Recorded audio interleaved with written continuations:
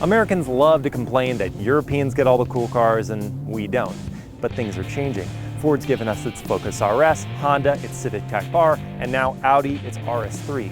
So what we're going to do is take this fun-sized piece of performance on road and then here at the track at Streets of Willow and find out if its absence was really worth complaining about at all.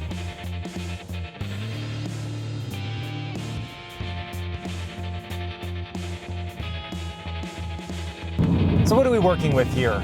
Well, that is a 2.5 liter inline 5-cylinder turbocharged, making 400 horsepower and 354 pound-feet of torque.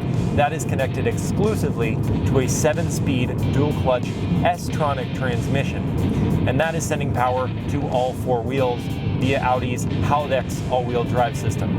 Inside, we're dealing with a pretty standard A3 cockpit with a bit of RS flair in the form of Alcantara for the inserts on the steering wheel, in the door panels, and around the shift lever, and then these upgraded sport seats. If you opt for the technology package, you can have Audi's 12.3-inch digital display. They call it Virtual Cockpit, a fully reconfigurable dash, and it's pretty neat. It's been on the market now for a couple of years, but it's still among the best fully digital dashes out there. Now, from the factory, this car comes with an adaptive damper setup. So as you're working your way through the drive modes, the dampers will soften or stiffen. But we have, as equipped, a fixed suspension. And so you don't have that adjustability. And so the ride quality that you have is just naturally a little more firm. The brakes that we have as part of that Dynamic Plus package are carbon ceramics on the front as opposed to the steel ones that we have naturally in the car. And they do make a little bit of noise, especially as you're coming to a stop. You'll hear some squeal and a little bit of whine. Now that we've seen how the car behaves on the road, let's see exactly what it can do on a racetrack.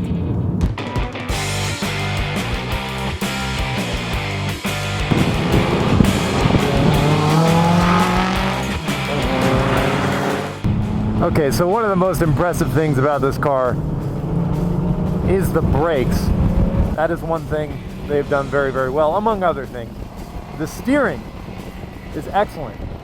I'm in dynamic, so there's a little more weight than you're going to find if you're just driving around in normal, but it's still not heavy, I would say.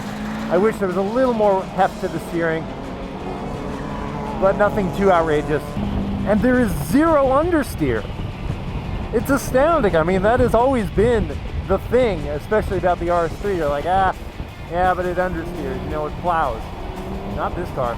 I'm like legitimately sliding a front-wheel drive bias car around a bunch of these corners. It's amazing to me.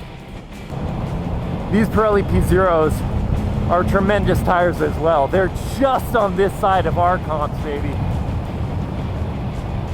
And their grip level is stupendous. And good Lord, the brakes. Stop it. That corner back there shows me their power every time because I'm carrying a lot of speed. And they pull me straight back down every time. No hesitation. And the traction control, if you leave it in a sports setting, it's going to do its job without getting in the way of you having a good time and seeing what the car can do. I am so impressed right now. As you get deeper into what the car can do, its performance level, it just rewards you. It's not starting to show its limits, it's starting to show what it was built to do, frankly.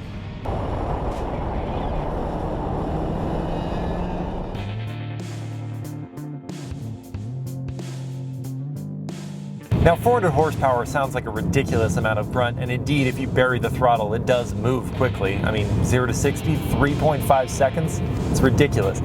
But if you don't want to go nuts with it, you don't have to. The tractability and smoothness of the 5-cylinder lends itself to an extraordinarily accessible road car, and something that you can use on a daily basis without fearing for your life.